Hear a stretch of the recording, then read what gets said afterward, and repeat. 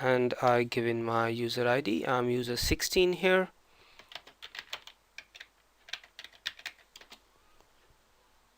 And I see this initial screen. Now this screen looks pretty much like any other SAP system screen. Here to go to the BW workbench, I use transaction RSA1, which is already under my favorites. So I double click on this, and this is what the data warehousing workbench looks like.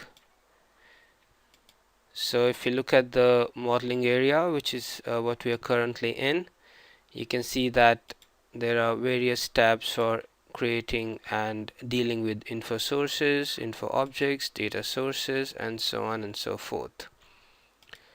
If you go to the administration tab, you see that here you can create process chains, for example. You can do change runs, you can analyze authorizations, you can do some remodeling, repartitioning,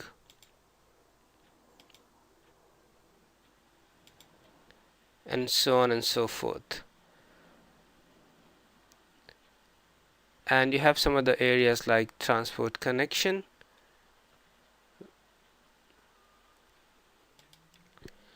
BI content, translation, and metadata repository. So in this session we are going to focus on the modeling area, and we are going to look at how different objects are created and modified and used in an actual BW project. Let us now go to the workbench again under modeling and try to create an info object.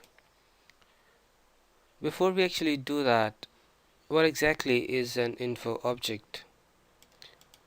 In SAP BW, info objects are the smallest available information module or field, and they can be uniquely identified by their technical name.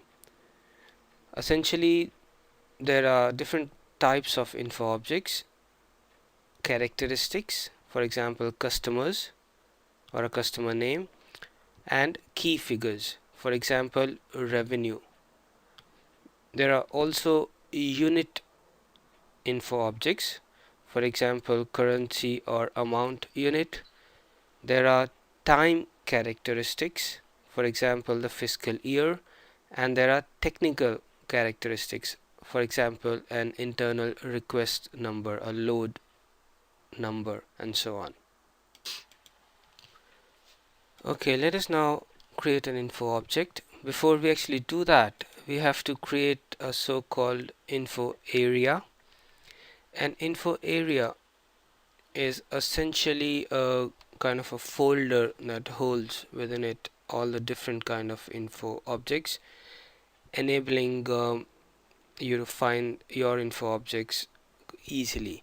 So we right click and then we get this box wherein we can create our info area.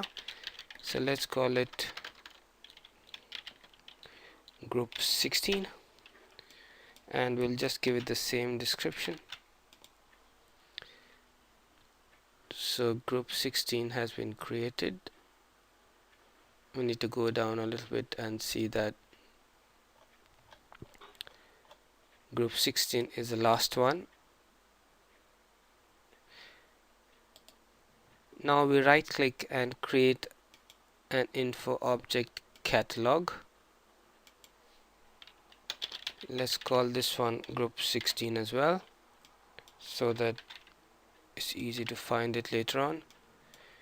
We can use the copy from functionality in case we are maintaining tens of info object catalogs. It's easier to just copy them from a template. Info object type, we are going to create a characteristic, so this one is pre-selected, and then we just press the create button. There we have. This is what the catalog looks like. At the moment there isn't any characteristic in this catalog, so this is empty, and we need to activate this.